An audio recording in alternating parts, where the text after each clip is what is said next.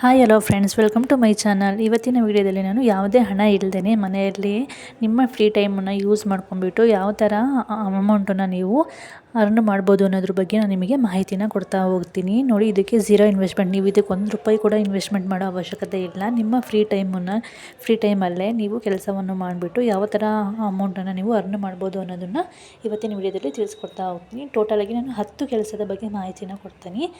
ಅದ್ರ ಬಗ್ಗೆ ಎಲ್ಲ ನೀವು ತಿಳ್ಕೊಂಬಿಟ್ಟು ನೀವು ಮನೆಯಲ್ಲೇ ಸಹ ಆರಾಮಾಗಿ ಮಾಡ್ಬೋದು. ಫಸ್ಟ್ನೇದು ಬಂದುಬಿಟ್ಟು ಯೂಟ್ಯೂಬಲ್ಲಿ ನೀವು ₹1 ಇನ್ವೆಸ್ಟ್ಮೆಂಟ್ ಮಾಡೋ ಅವಶ್ಯಕತೆಯೂ ಇಲ್ಲ. ನಿಮ್ಮ ಫ್ರೀ ಟೈಮಲ್ಲಿ ನೀವು ಯಾವಾಗ ಫ್ರೀ ಇರ್ತೀರೋ ಆವಾಗ ವೀಡಿಯೋನ ಕ್ರಿಯೇಟ್ ಮಾಡಿಬಿಟ್ಟು ಅದಕ್ಕೆ ಅಪ್ಲೋಡ್ ಮಾಡಿಬಿಟ್ಟು ನೀವು ಅಮೌಂಟನ್ನು ಅರ್ನ್ ಮಾಡ್ಬೋದು. ಯಾವ ಥರ ಮಾಡ್ಬೋದು ಅಂದರೆ ಇದರಲ್ಲಿ 2 ಥರ ಮಾಡ್ಬೋದು. ಒಂದು ಶಾರ್ಟ್ ವೀಡಿಯೋಸ್ನ ನೀವು ಹಾಕ್ಬೋದು, ಲಾಂಗ್ ವೀಡಿಯೋಸ್ನ ನೀವು ಹಾಕ್ಬೋದು. ಶಾರ್ಟ್ ವ್ಯೂಸ್ಗಿಂತ ಲಾಂಗ್ ವೀಡಿಯೋ ನೀವು ಹಾಕೋದ್ರಿಂದ ತುಂಬಾ ಹೆಲ್ಪ್ಫುಲ್ ಆಗುತ್ತೆ. ಇದರಿಂದ $100 ಬೇಗನೆ ಕಂಪ್ಲೀಟ್ ಆಗಿ ನೀವು ಬೇಗ ಅಮೌಂಟನ್ನು ಅರ್ನ್ ಮಾಡ್ಬೋದು. ಇವಾಗ ಅಂದ್ಕೊಳ್ಳಿ, $1ಗೆ ₹91 ಇತ್ತು ಅಂದರೆ $100 ಕಂಪ್ಲೀಟ್ ಮಾಡಿದರೆ ನಿಮಗೆ ₹9100 ಮಂತ್ಲಿ ಅರ್ನು ನೀವು ಮಾಡ್ಬೋದು ಯೂಟ್ಯೂಬಿಗೆ. ನೀವು ₹1 ಕೂಡ ಇನ್ವೆಸ್ಟ್ಮೆಂಟ್ ಮಾಡೋ ಅವಶ್ಯಕತೆ ಇಲ್ಲ. ನಿಮ್ಮ ಫ್ರೀ ಟೈಮ್ ಏನಿರುತ್ತೆ ಆ ಫ್ರೀ ಟೈಮಲ್ಲಿ ನೀವು ವೀಡಿಯೋಸ್ನ ಮಾಡಿಬಿಟ್ಟು ಅಪ್ಲೋಡ್ ಮಾಡಿ ಅಮೌಂಟನ್ನು ಅರ್ನ್ ಮಾಡ್ಬೋದು.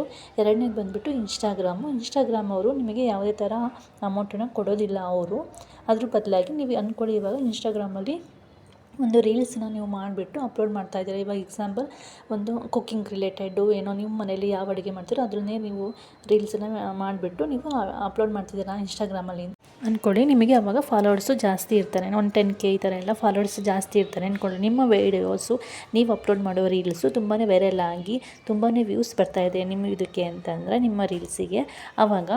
ಇವಾಗ ಎಕ್ಸಾಂಪಲ್ ನೀವು ಕುಕ್ಕಿಂಗ್ ಮಾಡ್ತಿರ್ತೀರಲ್ವ, ಸೊ ಇವಾಗ ಯಾರೋ ಒಬ್ಬರು ಹೊಸ್ದಾಗಿ ಹೋಟೆಲ್ ಸ್ಟಾರ್ಟ್ ಮಾಡ್ತಿದ್ದಾರೆ ಅಂತ ಅಂದ್ಕೊಳ್ಳಿ. ಅವ್ರು ಏನು ಮಾಡ್ತಾರೆ, ನಿಮ್ಮನ್ನು ಇನ್ವೈಟ್ ಮಾಡ್ತಾರೆ, ಬನ್ನಿ ನಮ್ಮ ಹೋಟೆಲಲ್ಲಿ ಬಂದುಬಿಟ್ಟು ಒಂದು ವೀಡಿಯೋಸ್ನ ಮಾಡಿ ಅಂತ ಕೇಳ್ಕೊತಾರೆ. ಆವಾಗ ನೀವು ಹೋಗ್ಬಿಟ್ಟು ಅವರು ಹೋಟೆಲಲ್ಲಿ ಅವ್ರ ಫುಡ್ಡಿಗೆ ಸಂಬಂಧಪಟ್ಟಂಗೆ ಒಂದು ರೀಲ್ಸ್ ಮಾಡಿ ನೀವು ಹಾಕ್ತೀರಾ. ಆವಾಗ ಆ ವಿಡಿಯೋ ವೈರಲ್ ಆದಾಗ ನಿಮಗೆ ಅವರು ಒಂದಿಷ್ಟು ಅಮೌಂಟ್ ಅಂತ ಕೊಡ್ತಾರೆ. ನೀವು ಚಾರ್ಜ್ ಮಾಡ್ಬೋದು. ನಿಮಗೆ ವ್ಯೂಸ್ ಎಷ್ಟು ಬರುತ್ತೋ ಅಷ್ಟರ ಮೇಲೆ ನೀವು ಅವ್ರ ಹತ್ರ ನೀವು ಅಮೌಂಟನ್ನು ಚಾರ್ಜ್ ಮಾಡಿ ನೀವು ಇಸ್ಕೊಬೋದು.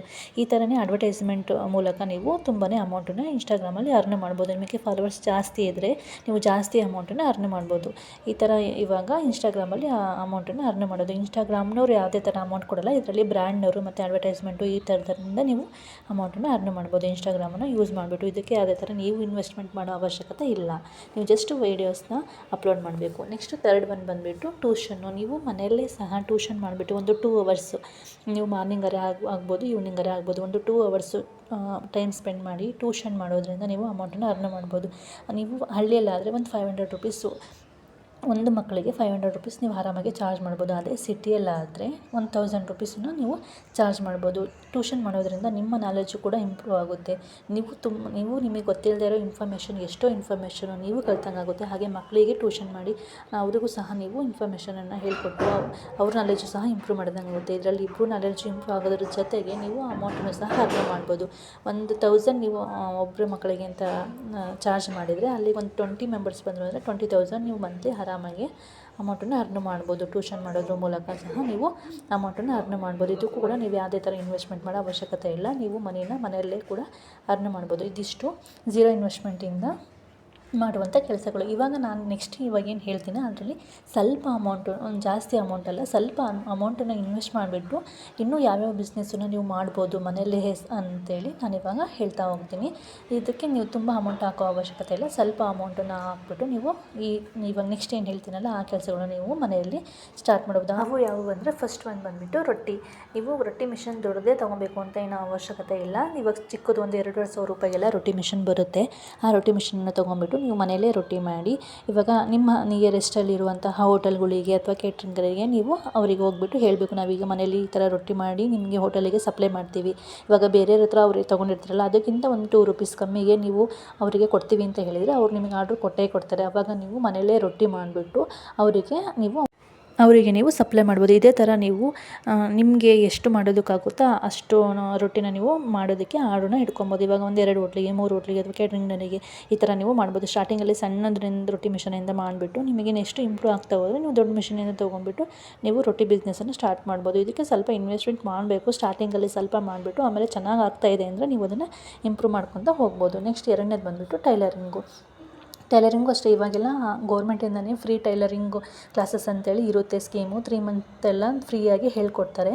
ಆ ಥರ ಕ್ಲಾಸಸ್ ಎಲ್ಲ ನೀವು ಅಟೆಂಡ್ ಮಾಡ್ಬೋದು. ಟೈಲರಿಂಗ್ ನಿಮಗೆ ಬರಲಿಲ್ಲ ಅಂದರೆ ಆ ಥರ ಎಲ್ಲ ಅಟೆಂಡ್ ಮಾಡಿಬಿಟ್ಟು ಕಲಿತ್ಬಿಟ್ಟು ನೀವೇ ಟೈಲರಿಂಗನ್ನ ಸ್ಟಾರ್ಟ್ ಮಾಡ್ಬೋದು. ಟೈಲರಿಂಗ್ ಬಿಸ್ನೆಸ್ಸನ್ನು ಸ್ಟಾರ್ಟ್ ಮಾಡ್ಬೋದು. ಇವಾಗ ಆಲ್ರೆಡಿ ಕಲ್ತಿದ್ರಿ ಅಂದರೆ ನಿಮಗೆ ಅಷ್ಟು ಕಸ್ಟಮರ್ ಬರ್ತಾ ಇರಲಿಲ್ಲ ನಿಮಗೆ ಅಂತಂದರೆ ಇವಾಗ ಬಟ್ಟೆ ಅಂಗಡಿ ದೊಡ್ಡ ದೊಡ್ಡ ಬಟ್ಟೆ ಅಂಗಡಿಗಳೆಲ್ಲ ಇರ್ತಾರಲ್ಲ, ಅವ್ರನ್ನ ಕಾಂಟ್ಯಾಕ್ಟ್ ಮಾಡ್ಕೊಂಬಿಟ್ಟು ಅವ್ರ ಹತ್ರ ಸ್ಟಿಚಿಂಗಲ್ಲಿ ಇರ್ತಾರಲ್ಲ ಅವ್ರ ಹತ್ರ ನೀವು ಆರ್ಡ್ರನ್ನ ಇಸ್ಕೊಂಬಿಟ್ಟು ಬಟ್ಟೆನ ತೊಗೊಂಬಂದ್ಬಿಟ್ಟು ಮನೆಯಲ್ಲೇ ಸ್ಟಿಚ್ ಮಾಡಿ ಅವರಿಗೆ ನೀವು ಕೊಡೋದ್ರಿಂದ ಅವರು ನಿಮಗೆ ಅಮೌಂಟನ್ನು ಕೊಡ್ತಾರೆ. ಅಥವಾ ನೀವೇ ಕಲಿತ್ಬಿಟ್ಟು ಚೆನ್ನಾಗಿ ನಿಮಗೆ ಬರುತ್ತೆ ಅಂದರೆ ನೀವೇ ಒಂದು ಟೈಲರಿಂಗ್ ಇದನ್ನು ಸ್ಟಾರ್ಟ್ ಮಾಡ್ಬೋದು. ಸಣ್ಣದಾಗಿ ಫಸ್ಟ್ ಸ್ಟಾರ್ಟ್ ಮಾಡ್ಬೋದು. ಆವಾಗ ನಿಮಗೂ ಕಸ್ಟಮರು ಜಾಸ್ತಿ ಆಗ್ತಾ ಹೋಗ್ತಾರೆ. ಸ್ಟಾರ್ಟಿಂಗಲ್ಲಿ ಸ್ವಲ್ಪ ಕಮ್ಮಿ ರೇಟಿಗೆ ನಾವು ಸ್ಟಿಚ್ ಮಾಡಿಕೊಡ್ತೀವಿ ಅಂತ ನೀವು ಕೇಳಿದರೆ ಆವಾಗ ನಿಮಗೆ ಕಸ್ಟಮರ್ ಜಾಸ್ತಿ ಆಗಿ ನಿಮ್ಮ ಬಿಸ್ನೆಸ್ಸು ಕೂಡ ಇಂಪ್ರೂವ್ ಆಗ್ತಾ ಹೋಗುತ್ತೆ.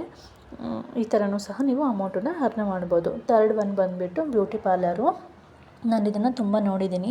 ಇವಾಗ ಎಲ್ಲರ ಹತ್ರನೂ ದುಡ್ಡಿರಲ್ಲ. ಕೆಲವೊಬ್ಬರೆಲ್ಲ ಅಮೌಂಟ್ ಇಲ್ಲದೇ ಇರೋರು ಮನೆಯಲ್ಲೇ ಸಹ ಒಂದು ರೂಮಲ್ಲಿ ಬ್ಯೂಟಿ ಪಾರ್ಲರನ್ನು ಸ್ಟಾರ್ಟ್ ಮಾಡ್ಬೋದು. ನೀವು ಇವಾಗ ಏನು ಸಿಟಿಯಲ್ಲೇ ಬಂದು ಮಾಡಬೇಕು ಅಂತ ಏನಿಲ್ಲ. ನೀವು ಫಸ್ಟ್ ಸ್ಟಾರ್ಟಿಂಗಲ್ಲಿ ನೀವು ಮನೆಯಲ್ಲೇ ಸಹ ಮಾಡ್ಬೋದು.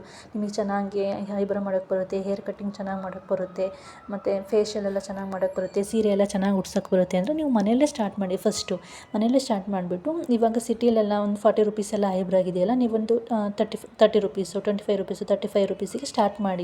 ಆವಾಗ ಬೇರೆ ಕಡೆಗಿಂತ ನೀವು ಕಮ್ಮಿಗೆ ಮಾಡ್ತೀರ ಅಂದರೆ ಕಸ್ಟಮರ್ ನಿಮ್ಮ ಹತ್ರ ಬಂದೇ ಬರ್ತಾರೆ ಆಲ್ಮೋಸ್ಟು. ಆವಾಗ ನೀವು ಸ್ಟಾರ್ಟಿಂಗಲ್ಲಿ ಕಸ್ಟಮರ್ ನಿಮ್ಮ ಹತ್ರ ಬರಬೇಕು ಅಂದರೆ ನೀವು ಒಂದು ಸ್ವಲ್ಪ ಕಮ್ಮಿ ರೇಟಿಗೆ ಸ್ಟಾರ್ಟ್ ಮಾಡಬೇಕು. ಆಮೇಲಿಂದ ಅದು ಬಿಸ್ನೆಸ್ಸು ಇಂಪ್ರೂವ್ ಆಗ್ತಾ ಹೋಗುತ್ತೆ. ಆವಾಗ ನೀವು ಬೇರೆ ಕಡೆ ನೀವು ಮಾಡ್ಬೋದು. ಸ್ಟಾರ್ಟಿಂಗಲ್ಲಿ ಮನೆಯಲ್ಲೇ ನೀವು ಐಬ್ರೋ ಮಾಡೋದು, ಸೀರೆ ಉಡಿಸೋದು, ಮೇಕಪ್ಪು ಅದನ್ನೆಲ್ಲ ನೀವು ಮನೆಯಲ್ಲೇ ಮಾಡೋದ್ರಿಂದ ನೀವು ಬಿಸ್ನೆಸ್ಸನ್ನು ಸ್ಟಾರ್ಟ್ ಮಾಡ್ಬೋದು. ಇದರಿಂದ ಸಹ ನೀವು ಅಮೌಂಟನ್ನು ಅರ್ನ್ ಮಾಡ್ಬೋದು. ಇದರಿಂದ ತುಂಬಾ ಲಾಭ ಇದೆ. ಇವಾಗ ಹೇರ್ ಕಟ್ಟಿಂಗು, ಐಬ್ರೋಗೆಲ್ಲ ತುಂಬಾ ಚಾರ್ಜ್ ಮಾಡ್ತಿದ್ದಾರೆ ಸಿಟಿಯಲ್ಲೆಲ್ಲ. ಅದಕ್ಕೆ ನೀವು ಅದರಿಂದ ಸಿಟಿಗಿಂತ ಸ್ವಲ್ಪ ಕಮ್ಮಿ ರೇಟಿಗೆ ಮಾಡಿಬಿಟ್ಟು ನೀವು ನಿಮ್ಮ ಕಸ್ಟಮರನ್ನು ನೀವು ಪಡ್ಕೊಂಡು ಬಿಸ್ನೆಸ್ಸನ್ನು ಇದನ್ನು ಇಂಪ್ರೂವ್ ಮಾಡ್ತಾ ಹೋಗ್ಬೋದು. ನೆಕ್ಸ್ಟು ಬಂದುಬಿಟ್ಟು ಪ್ಯಾಕಿಂಗ್ ಕೆಲಸ. ಇವಾಗ ಹೋಲ್ಸೇಲ್ ಅಂಗಡಿಗಳೆಲ್ಲ ಇರ್ತವೆ. ಹೋಲ್ಸೇಲ್ ಅಂಗಡಿಗಳಿಗೆಲ್ಲ ಹೋಗಿ ಕಡಿಮೆ ಅಮೌಂಟಿಗೆ ಅವರು ಮಸಾಲೆ ಐಟಮ್ಸ್ ಆಗಿರ್ಬೋದು, ಬೋಟಿ ಆ ಥರ ಎಲ್ಲ ಕಮ್ಮಿ ರೇಟಿಗೆ ಕೊಡ್ತಾರೆ ಅವರು ಮಸಾಲೆ ಐಟಮ್ಸ್ ಎಲ್ಲ. ಅದನ್ನೆಲ್ಲ ನೀವು ತೊಗೊಂಬಂದ್ಬಿಟ್ಟು ಪ್ಯಾಕ್ ಮಾಡಬೇಕು. ನೀವು ಮನೆಯಲ್ಲೇ ಪ್ಯಾಕ್ ಮಾಡಿಬಿಟ್ಟು ನೀವು ಅದನ್ನು ಸೇಲ್ ಮಾಡಬೇಕು. ಸೇಲ್ ಮಾಡೋದು ನೀವು ಹೋಗಿ ಹೊರಗಡೆ ಮಾಡಲೇಬೇಕು. ಯಾಕೆಂದರೆ ದುಡ್ಡು ಅರ್ನ್ ಮಾಡಬೇಕು ಅಂದರೆ ನೀವು ಕಮ್ಮಿ ರೇಟಿಗೆ ಹೋಲ್ಸೇಲಲ್ಲಿ ತೊಗೊಂಬಂದಿರ್ತೀರ. ನೀವು ಒಂದು ಸ್ವಲ್ಪ ಲಾಭ ಇಟ್ಬಿಟ್ಟು ಅದನ್ನು ಪ್ಯಾಕ್ ಮಾಡಿ ನೀವು ಹೊರಗಡೆ ಮಾರೋದ್ರಿಂದ ಅದರಿಂದನೂ ಸಹ ನೀವು ಅಮೌಂಟನ್ನು ಅರ್ನ್ ಮಾಡ್ಬೋದು. ಮಸಾಲೆ ಐಟಮಲ್ಲಿ ತುಂಬಾ ಇದರಲ್ಲೂ ಕೂಡ ಲಾಭ ಇದೆ. 200 300 ಗ್ರಾಮಿಗೆಲ್ಲ ಪ್ಯಾಕ್ ಮಾಡಿಬಿಟ್ಟು ನೀವು ಅದನ್ನು ಮಾರ್ಬೋದು. ನೆಕ್ಸ್ಟ್ ಬಂದುಬಿಟ್ಟು ಹಪ್ಪಳದ ಬಿಸ್ನೆಸ್ಸು. ಇದಂತೂ ತುಂಬ ವರ್ಕೌಟ್ ಆಗುತ್ತೆ. ಏಕೆಂದರೆ ಸಿಟಿಯಲ್ಲಿರೋರು ಆಲ್ಮೋಸ್ಟ್ ಅಲ್ಲಿ ಹಪ್ಪಳ ಮಾಡೋದಿಲ್ಲ. ಏಕೆಂದರೆ ಅವರು ತುಂಬಾ ಬ್ಯುಸಿ ಲೈಫಲ್ಲಿ ಇರ್ತಾರೆ. ಇವಾಗ ಒಂದು ಮನೆಯಲ್ಲಿ ಎಲ್ಲರೂ ಗಂಡ ಹೆಂಡತಿ ಇಬ್ಬರು ಕೆಲ್ಸಕ್ಕೆ ಹೋಗೋರಿರ್ತಾರೆ. ಅವ್ರಿಗೆ ಹಪ್ಪಳ ಮಾಡೋದಕ್ಕೆಲ್ಲ ಫ್ರೀ ಇರಲ್ಲ. ಅಂಥವ್ರು ಹಪ್ಪಳ ಪರ್ಚೇಸ್ ಮಾಡೇ ಮಾಡ್ತಾರೆ. ನೀವು ಏನು ಮಾಡಬೇಕು, ಕಾಳಿನ ಹಪ್ಪಳ ಅಥವಾ ಅಕ್ಕಿ ಹಪ್ಪಳ, ಜೋಳದ ಹಪ್ಪಳ, ನಿಮಗೆ ಯಾವ ಹಪ್ಪಳ ಬರುತ್ತೋ ಅದನ್ನು ಮನೆಯಲ್ಲೇ ಪ್ರಿಪೇರ್ ಮಾಡಿಬಿಟ್ಟು ನೀವು ಅದನ್ನು ಸಿಟಿಯಲ್ಲಿ ಹೋಗಿ ಮಾರೋದ್ರಿಂದ ತುಂಬಾ ಲಾಭ ಇದೆ. ಅವ್ರು ತೊಗೊಳ್ತಾರೆ. ಯಾಕಂದರೆ ಅವ್ರಿಗೆ ಅಷ್ಟು ಟೈಮ್ ಇರೋಲ್ಲ ಹಪ್ಪಳ ಎಲ್ಲ ಮಾಡೋದಕ್ಕೆಲ್ಲ. ಅದು ತುಂಬ ಟೈಮ್ ಇರೋಲ್ಲ ಅವರಿಗೆ. ಹಂಗಾಗಿ ಅವರು ಹಪ್ಪಳ ತೊಗೊಳ್ತಾರೆ. ನೀವು ಹಪ್ಪಳದ ಬಿಸ್ನೆಸ್ ಮಾಡಿ ಕೂಡ ಅಮೌಂಟನ್ನು ಅರ್ನ್ ಮಾಡ್ಬೋದು. ಇದು ಕೂಡ ತುಂಬಾ ಒಳ್ಳೆಯ ಬಿಸ್ನೆಸ್ ಆಗಿದೆ. ಇದನ್ನು ಸಹ ನೀವು ಸ್ಟಾರ್ಟ್ ಮಾಡ್ಬೋದು ಮನೆಯಲ್ಲಿ. ತುಂಬಾ ಲಾಭ ಇದೆ ಇದರಲ್ಲಿ. ಹಪ್ಪಳದ ಬಿಸ್ನೆಸ್ಸಲ್ಲಿ ನಾನೇ ನೋಡಿದ್ದೀನಿ. ನಮ್ಮ ಕಡೆಯೂ ತುಂಬಾ ಮಾಡಿಬಿಟ್ಟು ಮಾರ್ತಾರೆ ಇದನ್ನು. ನಾನು ನೋಡಿದ್ದೀನಿ ಸುಮಾರು. ನೆಕ್ಸ್ಟು ಚಟ್ನಿ ಪುಡಿ ಬಿಸ್ನೆಸ್ಸು ಅಷ್ಟೇ. ಇವಾಗ ರೊಟ್ಟಿ ಬಿಸ್ನೆಸ್ ನೀವು ಸ್ಟಾರ್ಟ್ ಮಾಡಿದ್ರಿಂದ ಅದ್ರ ಜೊತೆ ಚಟ್ನಿ ಪುಡಿ ಬಿಸ್ನೆಸ್ಸು ಸ್ಟಾರ್ಟ್ ಮಾಡ್ಬೋದು. ಎರಡೂ ಕೂಡ ಚೆನ್ನಾಗಿ ಸೇಲ್ ಆಗುತ್ತೆ. ಇವಾಗ ಚಟ್ನಿ ಪುಡಿ ಎಲ್ಲ ಮಾಡಿಬಿಟ್ಟು ಇವಾಗ ಕೆಲವೊಬ್ಬರು ಮೆಂತ್ಯ ಚಟ್ನಿ ಎಲ್ಲ ಮಾಡ್ತಾರೆ. ಒಂದು ತಿಂಗಳುಗಟ್ಟಲೆ ಅದು ಏನೂ ಆಗೋಲ್ಲ, ಚೆನ್ನಾಗಿ ಫ್ರೆಶ್ಶಾಗಿ ಇರುತ್ತೆ. ಆ ಥರ ಚಟ್ನಿ ನಿಮಗೆ ಚೆನ್ನಾಗಿ ಮಾಡೋಕ್ಕೆ ಬಂತು ಅಂದರೆ, ಶೇಂಗಾ ಚಟ್ನಿ ಚೆನ್ನಾಗಿ ಮಾಡೋಕ್ಕೆ ಬಂತು ಅಂದರೆ ನೀವು ಅದನ್ನು ಹೋಟೆಲ್ಗಳಿಗೆ ಇವಾಗ ರೊಟ್ಟಿ ಮಾಡ್ತಾಯಿದ್ರೆ ರೊಟ್ಟಿ ಜೊತೆ ಚಟ್ನಿ ಪುಡಿನೂ ನೀವು ಸೇಲ್ ಮಾಡ್ಬೋದು. ಇದು ಎರಡೂ ಬಿಸ್ನೆಸ್ಸನ್ನು ಅಟ್ ಎ ಟೈಮೇ ನೀವು ಮಾಡಿಬಿಟ್ಟು ಮಾರಿದ್ರೆ ತುಂಬಾ ಅಮೌಂಟನ್ನು ನೀವು ಅರ್ನ್ ಮಾಡ್ಬೋದು. ರೊಟ್ಟಿ, ಚಟ್ನಿ ಪುಡಿ ಇದರಲ್ಲೂ ಕೂಡ ತುಂಬಾ ಲಾಭ ಇದೆ. ಅಥವಾ ಸಾಂಬಾರು ಪೌಡ್ರು, ಖಾರದ ಪೌಡ್ರು ಇದ್ರ ಜೊತೆಗೆ ಇದನ್ನು ಅಡಿಷ್ನಲ್ ನೀವು ಆ್ಯಡ್ ಮಾಡ್ಬೋದು. ನೆಕ್ಸ್ಟ್ ಇನ್ನೊಂದು ಏನಪ್ಪ ಅಂದರೆ ಉಪ್ಪಿನಕಾಯಿ ಬಿಸ್ನೆಸ್ಸು. ಇದು ಅಷ್ಟೇ. ಮಾವಿನಕಾಯಿ ಆಗಿರ್ಬೋದು, ನೆಲ್ಲಿಕಾಯಿ ಆಗಿರ್ಬೋದು, ಅಥವಾ ಕಂಚಿಕಾಯಿ ಆಗಿರ್ಬೋದು. ನಿಮಗೆ ಚೆನ್ನಾಗಿ ಉಪ್ಪಿನಕಾಯಿ ಹಾಕೋಕ್ಕೆ ಬಂತು ಅಂದರೆ ಉಪ್ಪಿನಕಾಯಿನ ನೀವು ಹಾಕಿಬಿಟ್ಟು ಹೋಟೆಲ್ಗಳಿಗೆ ಸಪ್ಲೈ ಮಾಡ್ಬೋದು. ನಿಮ್ಮದೇ ಒಂದು ಬ್ರ್ಯಾಂಡ್ ಕ್ರಿಯೇಟ್ ಮಾಡಿಬಿಟ್ಟು ಅದರಲ್ಲಿ ನೀವು ಬೇರೆಯವರಿಗೆಲ್ಲ ನೀವು ಸಪ್ಲೈ ಮಾಡ್ಬೋದು. ಕಮ್ಮಿ ರೇಟಿಗೆ ಸ್ವಲ್ಪ ಸ್ಟಾರ್ಟಿಂಗಲ್ಲಿ ಕಮ್ಮಿ ರೇಟಿಗೆ ಮಾಡಿಬಿಟ್ಟು ಆಮೇಲೆ ಸ್ವಲ್ಪ ಲಾಭ ಮಾಡ್ಕೊಬೋದು. ನೀವು ಜಾಸ್ತಿ ಜನಕ್ಕೆ ಸೇಲ್ ಮಾಡಿ ನೀವು ಉಪ್ಪಿನಕಾಯಿ ಬಿಸ್ನೆಸ್ಸಲ್ಲೂ ತುಂಬಾ ಲಾಭ ಇದೆ. ನಿಮಗೆ ಚೆನ್ನಾಗಿ ಉಪ್ಪಿನಕಾಯಿ ಹಾಕೋಕ್ಕೆ ಬಂತು ಅಂದರೆ ಉಪ್ಪಿನಕಾಯಿ ಬಿಸ್ನೆಸ್ಸನ್ನು ನೀವು ಸ್ಟಾರ್ಟ್ ಮಾಡಿ ಇದನ್ನು ಕೂಡ ಸೇಲ್ ಮಾಡ್ಬೋದು. ಇದಕ್ಕೆಲ್ಲ ಸ್ವಲ್ಪನೇ ಇನ್ವೆಸ್ಟ್ಮೆಂಟ್ ಮಾಡಬೇಕು. ಜಾಸ್ತಿ ಅಮೌಂಟ್ ಇನ್ವೆಸ್ಟ್ಮೆಂಟ್ ಮಾಡೋ ಅವಶ್ಯಕತೆ ಅವಶ್ಯಕತೆ ಇಲ್ಲ. ಸ್ವಲ್ಪ ಅಮೌಂಟನ್ನು ಇನ್ವೆಸ್ಟ್ ಮಾಡಿ ನೀವು ಮನೆಯಲ್ಲೇ ಅಮೌಂಟನ್ನು ಅರ್ನ್ ಮಾಡ್ಬೋದು. ಇದಿಷ್ಟು ಏನು ಹೇಳಿದ್ನಲ್ಲ, ಇದ್ರ ಜೊತೆಗೆ ಇನ್ನೂ ಸುಮಾರು ಈ ಥರದ್ದೇ ಬಿಸ್ನೆಸ್ಸನ್ನು ಚಿಕ್ಕ ಚಿಕ್ಕ ಬಿಸ್ನೆಸ್ಸನ್ನು ನೀವು ಸ್ಟಾರ್ಟ್ ಮಾಡಿಬಿಟ್ಟು ಮನೆಯಲ್ಲೇ ನೀವು ಅಮೌಂಟನ್ನ ಅರ್ನ್ ಮಾಡ್ಬೋದು. ಸೊ ಇದಿಷ್ಟು ಇವತ್ತಿನ ವಿಡಿಯೋ ಆಗಿದ್ದು.